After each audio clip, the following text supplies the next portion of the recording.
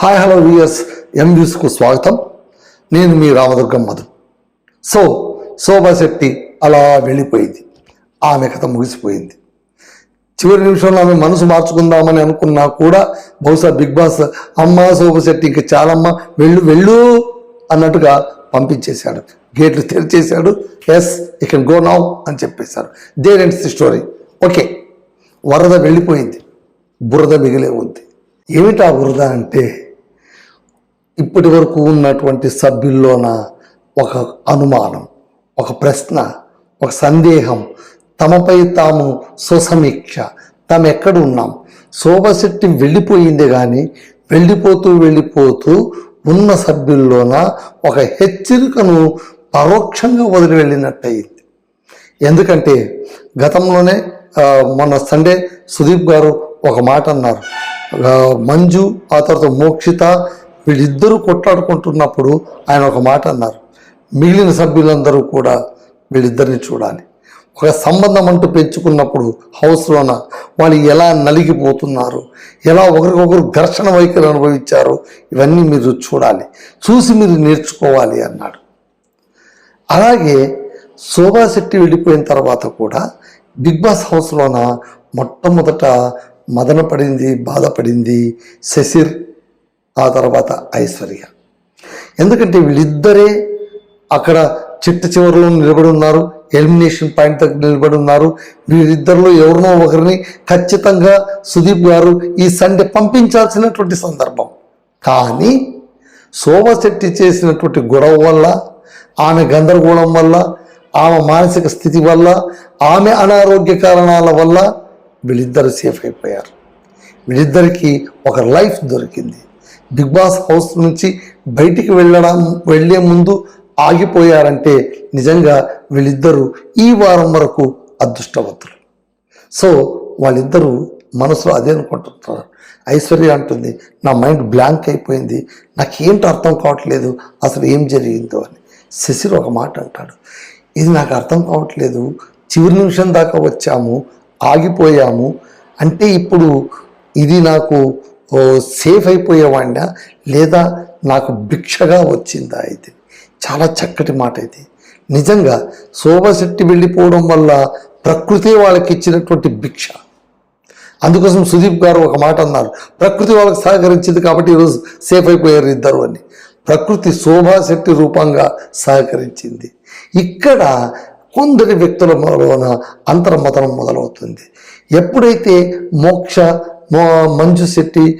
మంజు మోక్షిత వీళ్ళిద్దరూ కూడా పరస్పరం ఘర్షించుకుంటారు, మధ్యలోన గౌతమి ఉంటుందో, గౌతమి ఒక మాట అంటుంది మంజును కూర్చోపెట్టుకొని, అసలు ఇవన్నీ ఆలోచిస్తూ ఉంటే ఇంకా సంబంధాలు పెంచుకోవడంలో అర్థం లేదనిపిస్తుంది నాకు.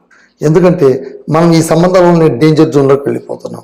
నేను నిన్ను గిళయ ఫ్రెండ్ అని అంటూ ఉన్నాను, కానీ ఈ ఫ్రెండ్షిప్ అనేటువంటిది నిజమే ఉంది, మన ఇద్దరి మధ్య గట్టి బంధమే ఫ్రెండ్షిప్ ఉంది, అది బయట ఎక్కడైనా చూసుకోవచ్చు. కానీ ఇక్కడ ఇంకా ఈ ఫ్రెండ్షిప్తోన మనం ముందుకు వెళ్ళడం వల్ల చాలా ఇబ్బందులు ఎదుర్కోవాల్సి వస్తుంది. నాకు ఇంకోటి అర్థం కానిది ఏంటంటే, నేను మీరిద్దరు ఫ్రెండ్స్, కానీ మోక్షిత మీరిద్దరు అన్నా చెల్లెళ్ళు. ఫ్రెండ్షిప్ కంటే కూడా ఎక్కువ బంధం మీది. అంత గాఢమైన రిలేషన్స్ పెట్టుకున్న వాళ్ళు మీరిద్దరూ ఒకరికొకరు కొట్లాడుకోవడం వల్ల మధ్యలో నేను నలిగిపోయాను, నేను నెగిటివ్ అయిపోయాను. మోక్షిత దగ్గర నేను చాలా క్లోజ్గా ఉండేదాన్ని, ఆమె నేను చెప్పేదాన్ని ఫ్రెండ్షిప్తోనో మన రిలేషన్తోనో మనం నిభాయించుకోవాలని. ఎప్పుడైతే మీరిద్దరూ కూడా ఒకరికొకరు సై అంటే సై అనుకున్నారో మధ్యలో నేను నలిగిపోయాను.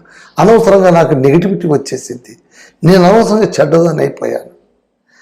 హౌస్లోన 13 మంది ఉంటే కనుక 12 మంది ఉంటే కనుక నేను ఒక్కదాన్ని, 13 మంది ఉంటే కనుక మేమిద్దరము 11 మంది ఒకరు అన్నట్టుగా అయిపోయింది. అయితే ఆ 13 మంది వేసిన బాణంలోన మీకంటూ వేసిన బాణాలన్నీ నాకు తగిలాయి, నేను గాయపడ్డాను. కాబట్టి ఇక మీద నేను మీ పక్కన నిలబడదలుచుకోలేదు. మనం ఆట ఆడదాం. ఇంకా నేనొక్కటి మీరందరూ, నేను ఎవరిపైనైనా దాడి చేయొచ్చు, ఖచ్చితంగా నేను ఫిక్స్ చేస్తాను, నా ఆట నేను ఆడతాను అంటే మంజు ఒకటే మాట అంటాడు, ఓకే దేవుడు నీకు మంచి చేయని, నువ్వే నిర్ణయం తీసుకున్నావు ఆ నిర్ణయంతో ముందుకు వెళ్ళిపో అని అంటాడు. సో ఈ విధంగా గౌతమి మత్తు మళ్ళీ మంజు వీళ్ళిద్దరూ కూడా, ఎందుకంటే వీళ్ళిద్దరూ కూడా నెగిటివ్ అయిపోయారు మొన్న వారం. వీళ్ళిద్దరూ కలిసి క్రికెట్ ప్లాన్ వేయడం వల్ల మోక్షిత బలైపోయింది అని ప్రజలందరూ అనుకునేలాగా వాళ్ళు షో రన్ చేశారు. ఇప్పుడు వీళ్ళిద్దరూ ఏమైనా కాస్త సర్దుబాటు చేసుకుంటున్నారా? అలాగే ఇంకా త్రివిక్రమ్ భవ్య వీళ్ళిద్దరూ కూడా చూసుకోవాలి. అలాగే చాలామంది చూసుకోవాలి, వాళ్ళ రిలేషన్షిప్ను ఒకసారి చూసుకోవాలి. బిగ్ బాస్ హౌస్లోన ఆడటానికి వచ్చాం, ఆడాల్సిందే కానీ ఇంకోటి చేయడానికి వీల్లేదు అని వాళ్ళకి ఇప్పటికీ అర్థమైపోయి ఉంటుంది. కానీ దాన్ని వాళ్ళు అమలు చేయగలరా? అది ఇప్పుడున్నటువంటి ప్రశ్న. సో ఈ అంతర్మదనం శోభశెట్టి వెళ్ళిపోవడం వల్ల ఆ బురద అంటే బంధం అనేటువంటి బురదను కడుక్కోవడానికి మెల్లగా ఏదో ప్రయత్నం చేస్తున్నట్టుగా ఉంది సభ్యులు. అది కడుక్కుంటారా లేదా అనేది మనం వేచి చూడాలి.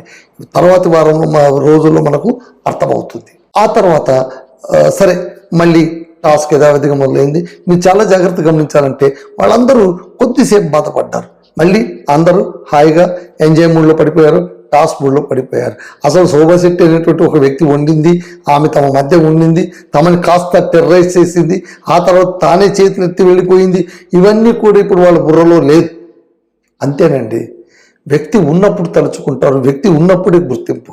ఆ వ్యక్తి నిష్క్రమించాక జ్ఞాపకాలు పెద్దగా ఉండవు, పొరలు పడిపోతూ ఉంటాయి, దుమ్ము పట్టిపోతూ ఉంటుంది. వాళ్ళు మనసు నుండి కూడా నిష్క్రమించేస్తారు. సో మళ్ళీ వీళ్ళు ఆటలో పడిపోయారు. టాస్క్ మొదలైంది. ఈసారి టాస్క్ చాలా స్పెసిఫిక్గా ఇచ్చారు. మళ్ళీ 2 విభాగాలు చేశారు బిగ్ బాస్. 2 టీముల్లో చేసి వీళ్ళిద్దరిని కూడా 2 న్యూస్ ఛానల్స్గా పెట్టి, ఈ 2 న్యూస్ ఛానల్స్ కూడా మీరు హౌస్లోన మేము చెప్పిన విధంగా న్యూస్ను ప్రజెంట్ చేయాల్సి ఉంటుంది. ఎవరు బాగా వర్కౌట్ చేస్తారో ఆయా టాస్క్లు, దీంతోపాటు మరికొన్ని టాస్కులు, ఇవన్నీ కూడా క్యాప్టెన్సీ టాస్కులే. ఈ టాస్కుల్లోన ఎవరు ఎక్కువగా మార్కులు సంపాదించారు, ఎవరు విజయం సాధించారు అనేది ఈసారి నాతో పాటు బిగ్ బాస్తో పాటు ప్రజలు కూడా ఓటు వేసి నిర్ణయిస్తారు. జియో యాప్ ద్వారా వాళ్ళు బిగ్ బాస్ హౌస్ను చూస్తూ ఏ టీం బాగా ఆడిందని వాళ్ళు ఓటేస్తారు. ఇక్కడ ఇచ్చినటువంటి మార్కులు, ప్రజలు ఇచ్చినటువంటి ఓట్లు, వీటన్నింటినీ కలిపి ఏ టీం బెస్ట్ టీం అని సెలెక్ట్ చేస్తాం, వాళ్ళు క్యాప్టెన్సీ టాస్క్కి వెళ్ళిపోతారు అని బిగ్ బాస్ అనౌన్స్ చేశారు. సో అక్కడ మళ్ళీ ఏంటి, 2 టీముల వాళ్ళు స్క్రిప్ట్ చేసుకున్నారు. ఒక దాంట్లో చైత్ర ఉంటారు, శిశిర్ ఉంటారు, ఆ తర్వాత మోక్షిత ఉంటుంది, ఆ తర్వాత హనుమంతు ఉంటారు. సో మరోవైపు మంజు, త్రివిక్రమ్, భవ్య, ఆ తర్వాత రజిత్ కూడా వీళ్ళ వైపే ఉంటారు. భవ్య, ఆ తర్వాత గోల్డ్ సురేష్, వీళ్ళు యువతల వైపు ఉంటారు. సో వీళ్ళు ఇలా ఒకరికొకరు ఇట్లా విడిపోయారు. విడిపోయినప్పుడు ఒక టీంకేమో గోల్డ్ సురేష్ హెడ్ చేస్తుంటారు, 2వ విభాగానికి కెప్టెన్ ధనరాజ్, వీళ్ళిద్దరూ కూడా టీం కెప్టెన్స్గా ఉంటారు. మొదటిసారి అంటే ఫస్ట్ టైం న్యూస్ చదివేటప్పుడు దీన్ని 2 విభాగాలు చేశారు ఈ న్యూస్ ఎపిసోడ్ని. ఫస్ట్ టైం ఏమో యాంకర్ వచ్చి న్యూస్ చదువుతుంది, 2వ టైం యాంకర్ స్టూడియోలో చదువుతూ ఉంటుంది, అక్కడ స్పాట్లోన రిపోర్ట్ ఇస్తూ ఉంటారు. ఇవి 2 కూడా క్లబ్ చేసి ఒక టాస్క్ కింద పెట్టారు. ఫస్ట్ టైం టాస్క్ ఏమో అక్కడ సంచాలకులుగా శశి, ఆ తర్వాత గౌతమి ఉన్నారు. వాళ్ళిద్దరు కూడా డిసైడ్ చేయాలని. సో ఆమె ఆటోమేటిక్గా గౌతమి ఇలా ఫ్రీ స్టైల్లోన ఐశ్వర్య న్యూస్ చదివింది కాబట్టి ఈమె గెలిచినట్టుగా ఆమె ప్రకటించేస్తుంది. There ends the matter. ఆ తర్వాత ఇంకో టాస్క్ పెడతారు. ఇంకో టాస్క్ ఏంటంటే 2 టీం వాళ్ళు ఇక్కడ నిలబడి ఉంటారు, వాళ్ళు సూచనలు అందజేస్తుంటారు. కుకింగ్ గేమ్ అనమాట. ఈ కుకింగ్ గేమ్ అంటే కిచెన్ రూమ్లోన అటు త్రివిక్రము ఇటు హనుమంతు వాళ్ళిద్దరు నెత్తిన హెడ్సెట్ ఉంటుంది, అందులో పాట వస్తూ ఉంటుంది. ఆ పాట డిస్టర్బెన్స్ పక్కన పెట్టి వీళ్ళు చెప్తున్నటువంటి సూచనలు విని వాళ్ళు వంట చేయాల్సి ఉంటుంది. ఒక్కొక్కరు చేంజ్ చేయమని చెప్పగానే బిగ్ బాస్ వేరే వాళ్ళు వచ్చి సూచనలు అందిస్తుండాలి. ఇలా ఒక దశ దాటిన తర్వాత బిగ్ బాస్ ఆయన మరి కాస్త టఫ్ చేసి ఆయన ఏమంటారు, మీరు చేతులతోన సంజ్ఞలు చేసి చెప్పడానికి వీలేదు, కేవలం నోటి మాటతో చెప్తుండాలి అంటారు. ఆ టాస్క్ కాస్త పూర్తవుతుంది. ఆ టాస్క్ పూర్తయితే సమోసాలు తయారు చేయడం అనుకుంటాను, అదేదో సంథింగ్ ఆ డిష్ తయారు చేస్తారు. ఇద్దరు డిష్లు కూడా చాలా రుచిగా ఉందని అంటారు. ఇందులోనూ ఒక టీం గెలిచిపోతుంది, భవ్య వాళ్ళ టీం గెలిచిపోతుంది. మొదటిసారి కూడా ఐశ్వర్య వాళ్ళ టీం గెలిచిపోతుంది. 2 దఫాలుగా వీళ్ళే గెలిచారు. సో ఇక్కడితోన కొంచెం ఈరోజు ఎపిసోడ్ ఎండ్ అయింది. రేపు మరికొన్ని టాస్క్లు ఉంటాయి. చివరికి ఏ టీం గెలిచిందో వాళ్ళు క్యాప్టెన్సీ టాస్క్లోనూ ఉంటారు. సో ఇది మండే నాటి ఎపిసోడ్. బహుశా రేపు నామినేషన్ కూడా ప్రారంభమవుతుంది. ఈసారి నామినేషన్లోన ఐశ్వర్య ఉంటుందా, శశిర్ ఉంటాడా, చైత్ర ఉంటుందా, గౌతమి ఉంటుందా, మంజు ఉంటాడా, మోక్షిత ఉంటుందా? వీళ్ళందరూ కూడా చాలా జాగ్రత్త చూసుకోవాలి. ఈసారి అంటే ఒకసారి సేఫ్ అయిపోయాను కదా అని ఐశ్వర్య సంబరపడాల్సిన అవసరం లేదు, శశిర్ సంబరపడాల్సిన అవసరం లేదు. మళ్ళీ వాళ్ళ నెత్తిపైన కత్తి వేలాడుతూనే ఉంటుంది. నామినేషన్ అనే కత్తి పీక దగ్గర అలా గుచ్చుతూనే ఉంటుంది.